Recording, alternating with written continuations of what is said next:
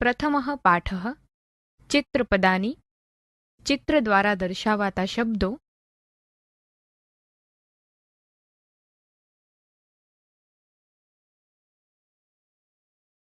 પુલ્લિંગ શબ્દો.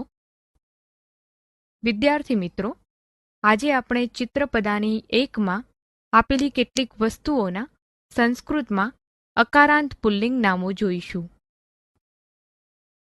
આસંદઃ એટલે ખુરશી. સ્યુતઃ એટલે થેલો કે બેગ. પત્રભારઃ એટલે પેપરવેઇટ.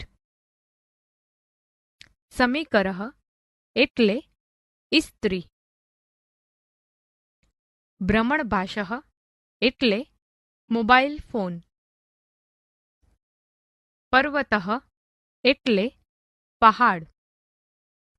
પર્યંકઃ એટલે પલંગ.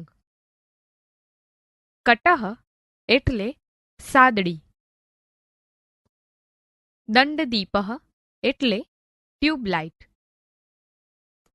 પાદપઃ એટલે વૃક્ષ. ચષકઃ એટલે પ્યાલો કે ગ્લાસ. કંદુકઃ એટલે દડો.